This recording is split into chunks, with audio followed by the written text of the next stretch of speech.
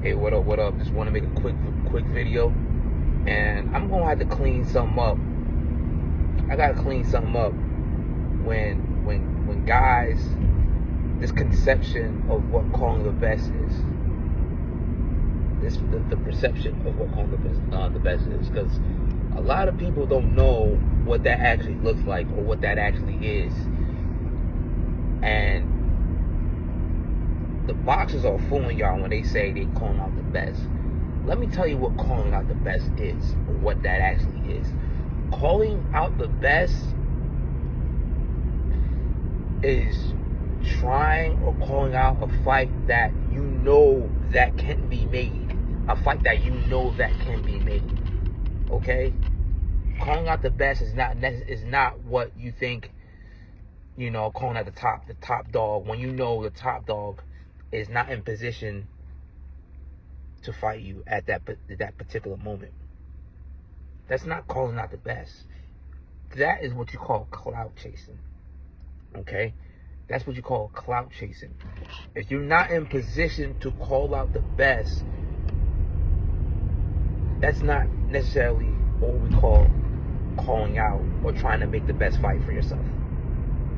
Making the best fight for yourself is making a fight that you know is possible and that can really come into tangibility.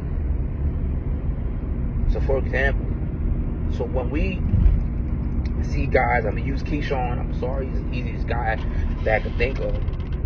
When you see guys like Keyshawn calling out Tank, that's what you call clout chasing. Okay? That's clout chasing. You know the fight is not a fight that can be tangible at the time. It can't be. It's not gonna come and present itself to you, and you call him out because one, first of all, he has a fight signed already, and for two, he has people in line before he can actually even fight you. Okay? So I don't understand. That's not calling out the best. Let me explain you what calling out the best is. Calling out the best is calling out the guy that's next to you. Okay? So if he calls out guys like Andy Cruz, that makes sense. That means you're calling out the best. Okay? And I'm not just saying that because y'all have beef or y'all fought each other before. Those are also great examples of why that fight should be made, and that's calling out the best. But also because he's right under you in the sanctioning bodies. He's ranked right under you. Come on, man. Like, and it's not only Keyshawn that does it. There's other fighters that does that same thing. Like, I understand it's a business. So I'm not here to you know, rain on your parade. If you can get a fight with Tank Davis with tomorrow, then do it. Obviously, I understand that. That's respected. But at the same time, fighters, this is the mentality of fighters, and I understand it too. It's a logical thing too. You want to take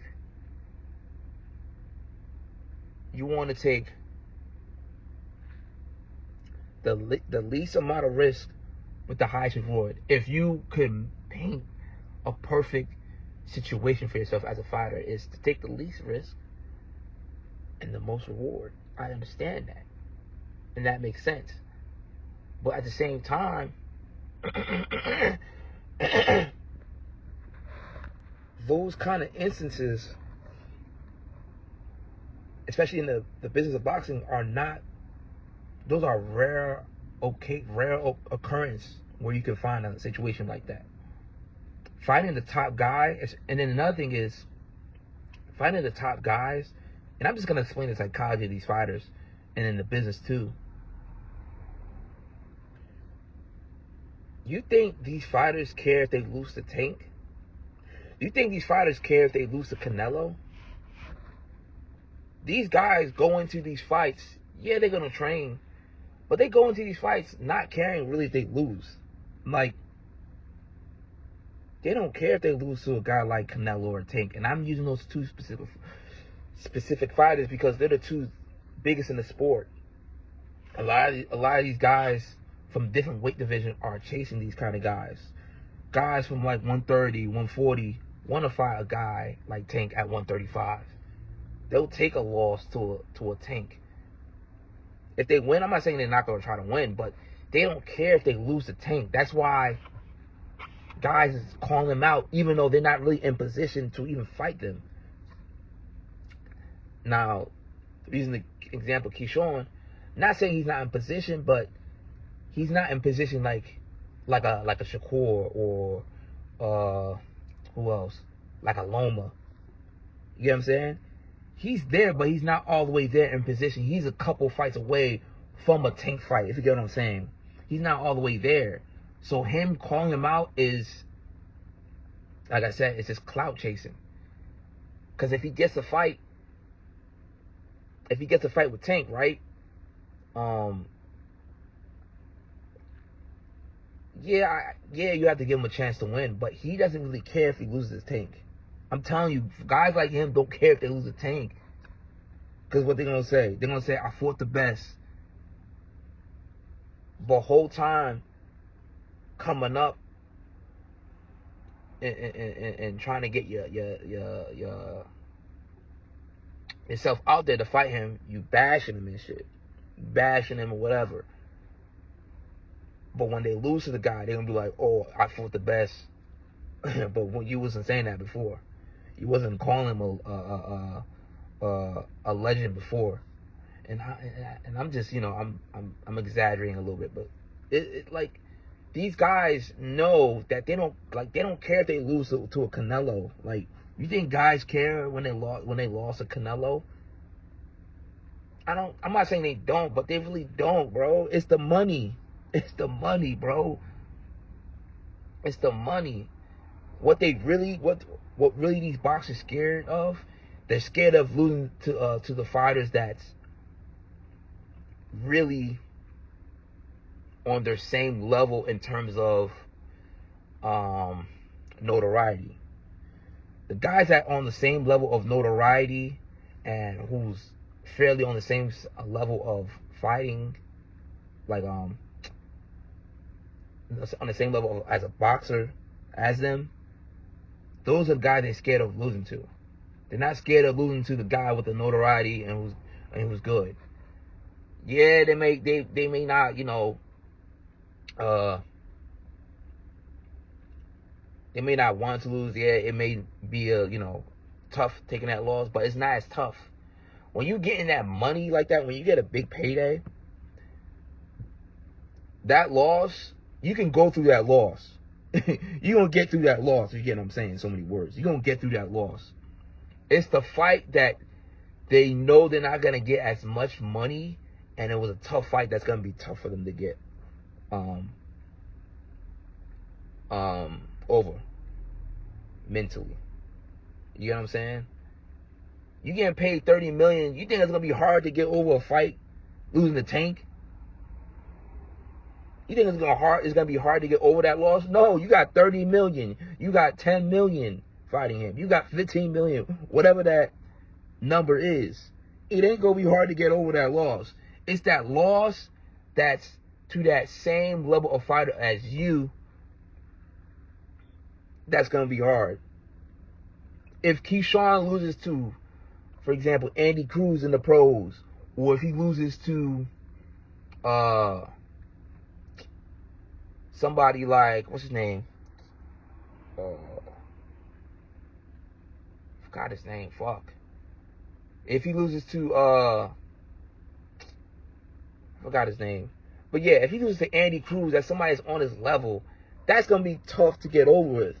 Because one, it really shows that you lost to somebody that really was on your level and you really tried. And two, you ain't really getting paid for it. But to me, that's fighting the best. Those kind of fights, that's fighting the best. You calling that Tank, like I said, or calling out people like Canelo, and you know you're not in position to fight him, Come on, man. That's not really, to me, that's not really fighting the best, even though that is the best.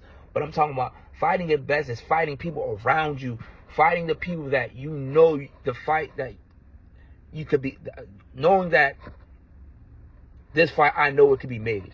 That's fighting the best to me. That's fighting the best, man. It's a whole psychology to the stuff. And I know it's a business. Get your bread. If you could make a fight with somebody like Canelo or a fight like with Tank, of course, make it. Make it, of course. But man, I'm telling you, it's different out here. The fighters are not what you the way they paint it out to be is not what it is. And then of course you got a business side to it. When you're not on the same side of the street, it's a lot more hard to be. It's a lot more harder to be made. You know, promoters want to keep fight make fights within their own promotional company. So that's another thing, keeping the money in house. So that's what promoters like to do. But yeah. Oh yeah. I was talking about Schofield. That's the guy I was talking about. If he makes a fight with Schofield, Keyshawn not gonna get paid for it. But those are the fights that we call the best, because there's nothing attached to it. You know what I'm saying?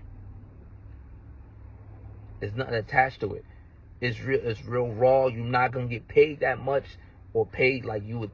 I'm not saying you're not gonna get paid that much, but those are the fights that's really gonna show you who they are, if they really want to fight the best. Let me give you an example of people that's really fighting the best, or fights that are really being made that are like, okay, yeah, they're fighting the best. David Benavidez and Devin Morrell, that's fighting the best. The guy next to you. It ain't no clout chasing. It ain't trying to reach for a fight that you know that really can't be made. It's not like y'all not in position.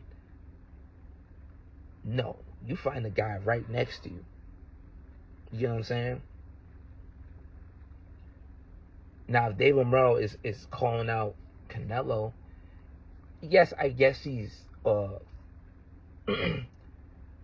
you would want to, like, you could do that, but that's, to me, David Morrell calling Canelo and trying to beg a fight, that's clout chasing, because you're not really in position for that fight. You get what I'm saying? The fight doesn't really make sense. You know what I'm saying? Now, if Canelo takes it, he takes it, and that'll be like, you know, it is what it is, and you'll take it. But that David Morrell and David Benavidez fight, that's really, to me, that's really fighting the best. That's what I see when people talk about fighting the best. That's what I see in my head. But yeah, I know I'm a little everywhere with this video, but I had to just get this thought out, because to me it's a misconception. To me, there's a thin line, or there's a line between clout chasing and just really fighting the best. And that's just my opinion. But please like, comment, subscribe, and I'll talk to y'all later.